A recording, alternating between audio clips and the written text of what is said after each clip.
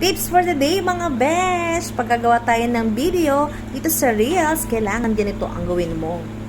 Pag content mo ay pagkain, dapat ituro mo o ipakita mo kung paano siya niluto. Kung ano bang mga ingredients na meron dyan. Kasi kung ipapakita natin is yung natapos ng lutuin mga besh, ay nako, alam nyo bang isa yon sa mga reason na hindi sila magkakaroon ng interest na panoorin ang video mo. Kahit i-video mo na lang mga besh, at isa sa mga tip dyan, nag-edit kayo ng video nyo, huwag nyo na pong isali yung sound na niluluto po siya kasi hindi po siyang magandang pakinggan. So magaganda po, i-silent nyo po at mag-voice over na lang po kayo kung paano nyo po siya niluto at kung ano po yung mga ingredients na nilagay nyo po doon. Ayun! Second tip para sa mga nagbablog din, mga besh. Kailangan pag nagbablog kayo, walang ganito. Ayan. Against the light. Kasi po, masakit sa mata ng mga viewers mo pagka ganyan po yung background mo.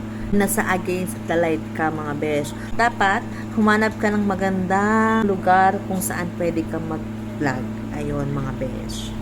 Third tip, kailangan lakasan mo ang boses mo sa pagsasalita. Huwag ka pong bumulong. Kailangan naririnig nila at klaro ang iyong sinasabi para mas maintindihan nila at makapag-comment sila related sa iyong video. Kasi kadalasan sa mga viewers natin, hindi na sila nagko-comment related sa ating video. Kasi minsan hindi nila maintindihan kung ano yung gusto nating iparating sa kanila. Kaya kailangan, ayusin po natin yung pagsasalita natin. Pang-apat na tips mga besh. Ayan.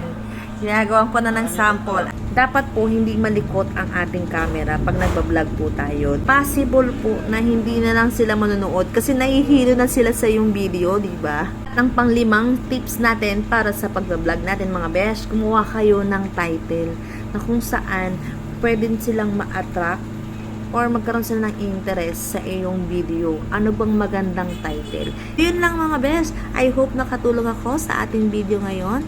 I-share naman natin yan sa iba para malaman din po nila. Follow po. Bye-bye. Thank you.